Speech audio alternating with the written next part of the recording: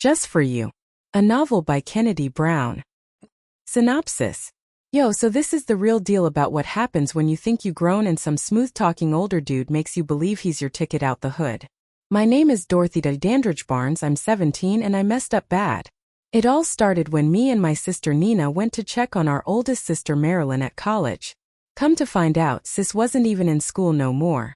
She was out here living her best life working at this bougie gentleman's club called Mary's Place. I'm talking townhouse, designer bags, new whip, the whole nine. And honestly, I wasn't even mad. I was impressed. That night changed everything though.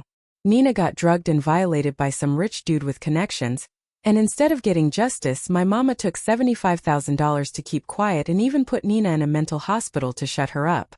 That messed me up. Not just what happened to my sister, but how everybody in my family just folded for that money. But me? I met Alan Kelly that same night. 27, fine as hell, pilot for a private jet company. He treated me like a queen. Expensive restaurants, shopping sprees made me feel seen. My mama tried to shut it down, talking about he was too old for me, but I was about to turn 18 and graduate. I felt like I knew what I was doing. So when Alan said he wanted to be with me, I left home.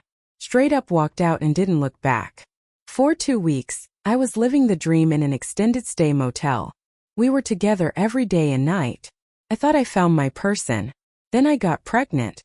Alan acted all happy, gave me $10,000 to shop for the baby, took me to this exclusive rooftop restaurant to celebrate. I really thought we were about to be a family. But a few days later, ghost. Blocked my number, blocked me on everything. Gone. Come to find out, this man got a whole wife and 3 kids I didn't know nothing about. He just dipped and left me pregnant, broke, and basically homeless at 17. I had to get a job at that same motel just to survive. Now I'm working reception, pregnant, trying to figure out how I'm gonna raise this baby by myself. And the whole time I keep thinking about how I treated Nina after she got violated. How I was so caught up in Alan and his promises that I didn't really have her back when she needed me most. Now here I am, about to be somebody's mama, too stubborn to go home and admit I was wrong, but scared I can't do this on my own. This is my story about learning the hard way that everything that glitters ain't gold. And some men will tell you exactly what you want to hear just to get what they want.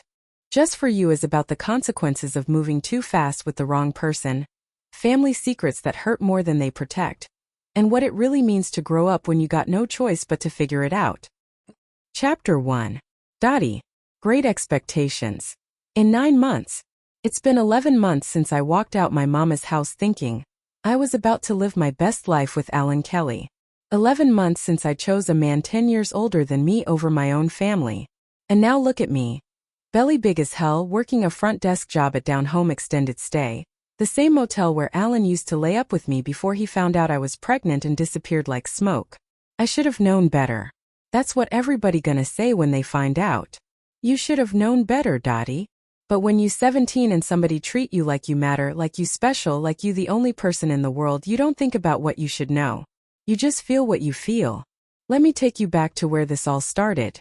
The weekend me and Nina went to visit Marilyn at college. We was so hyped to see our big sister doing her thing, getting her education, making something of herself. Our daddy had been paralyzed in an accident and things at home was tight. My brothers Carrie and Clark was trying to step up. We all moved into a bigger house together, and it felt like we was just starting to get back to normal. Mama finally agreed to let us visit Marilyn. We took the Greyhound up there, ready to see her dorm room and meet her college friends. Instead, what we found was that Marilyn had dropped out and was living in a whole townhouse with 2 other girls, Sonia and Arias. Designer clothes hanging in the closet, brand new Lexus in the driveway, expensive perfume on the dresser. All from working at Mary's Place. Mary's Place wasn't just some regular club. This was where rich men came to be entertained by beautiful women, where dates cost more than my mama made in a month, where the champagne flowed like water and everybody pretended like what was really going on wasn't really going on. Marilyn swore us to secrecy. And honestly, I wasn't trying to snitch. Not when I saw how good she had it. That's what I wanted, to not have to worry about money, to wear nice things, to feel like I was more than just another girl from Sunnydale Village who wasn't gonna amount to nothing. That night, Marilyn took us to a party at Mary's Place. That's where I met Alan. I can still see him looking at me from across the room. Smooth brown skin, fresh cut, tailored suit that probably cost more than our rent. He walked right past all the grown women in there and came straight to me. Me, little Dottie Barnes who never had nothing and wasn't supposed to be nothing. "What's your name, beautiful?" he asked, and I swear I felt like Cinderella at the ball. "Dorothy. But everybody calls me Dottie. Can I call you mine?" Corny, right? But at 17 that line hit different. This man, this fine, successful, grown man wanted me. He opened doors for me, held my hand, took me to Capri's Italian high-rise restaurant, and told me to order whatever I wanted. He picked me up to buckle my seatbelt in his Hummer because I was too short to climb up myself, and he did it so gentle like I was precious. That night I gave him my number. I didn't tell Marilyn or Nina I left the party with him. I just said I was going to the bathroom and slipped out. We was only gone for a couple hours, but in that time, Alan made me feel like I was the center of his whole world. When we got back to Mary's place, everything had gone to hell. Nina had been drugged and violated by Runyon Nesbitt, some small-time music agent with money and connections. Arias had set her up with him even though all the other girls knew to stay away from him. But Nina was young and impressed by the money, and Runyon took advantage. The only reason it didn't turn into a whole police situation was because Runyon's father-in-law was Assistant Solicitor Denton Wayne Pearson. They kept everything quiet, paid my family $75,000, and made Nina sign papers saying she wouldn't press charges. My mama took that money, took it and made Nina promise not to tell Daddy who really hurt her. Then she put Nina in a mental institution for a month, told everybody she was getting help for her trauma. But really it was just to keep her quiet and out the way while everything got swept under the rug. I should have fought harder for my sister. I know that now. But at the time I was so mad. Mad at my mama for selling Nina's pain for money. Mad at Marilyn for bringing us into that world. Mad at Nina for not fighting back harder. And mad at myself for not being able to do nothing about it. The only good thing that came from that horrible weekend was Alan. He texted me every day after we got back home. Sent me pictures of places he wanted to take me, told me I was beautiful, said he couldn't stop thinking about me. When my mama found out about him and tried to forbid me from seeing him because he was too old, I felt like she was just trying to control my life like she controlled Nina's. I was about to graduate high school. I was about to be 18. I didn't need her permission. So when Alan said, "Come be with me," I went. I remember the day I left like it was yesterday. Mama was in the kitchen going on about rules and respect and my house, my rules. I looked her dead in the eye and said, "Then I won't be in your house no more." I called Alan, he pulled up in that Hummer, and I walked out with just a duffel bag and my pride. For 2 weeks I thought I had one. Alan put me up in this extended stay motel down home, extended stay, ironically enough the same place where I work now.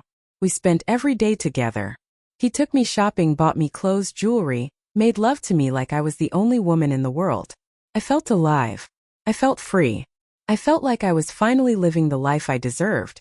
Then I missed my period. I took 3 tests and all 3 came back positive. I was pregnant. 17, no high school diploma yet, no job, living in a motel, and pregnant. When I told Alan I was scared. Scared he would leave, scared he would be mad, scared everything would fall apart. But he surprised me. He smiled, picked me up, spun me around and said, "We're gonna be parents." He gave me $10,000 cash, crisp $100 bills, and told me to go shopping for maternity clothes and baby things. He took me to High Rise, this exclusive rooftop restaurant, to celebrate our family. I ordered the most expensive thing on the menu and didn't even feel guilty about it. This was my life now.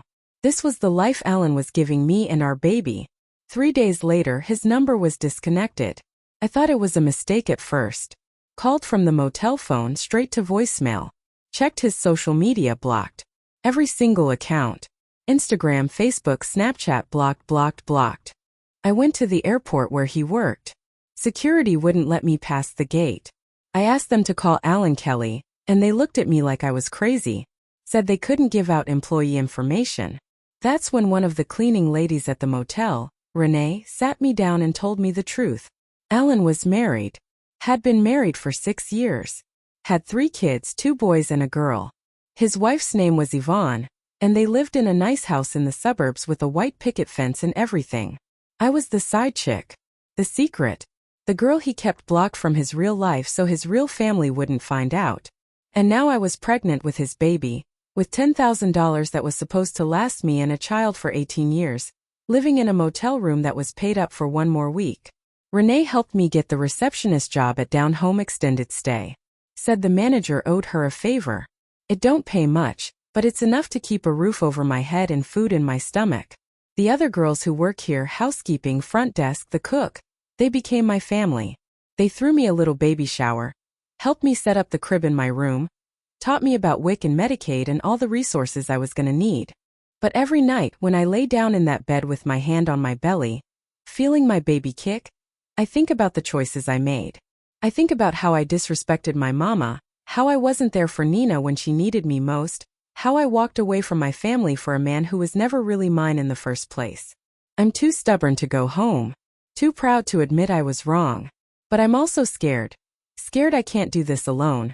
Scared I'm gonna mess up this baby the way I feel like I messed up my own life. My name is Dorothy Dandridge Barnes.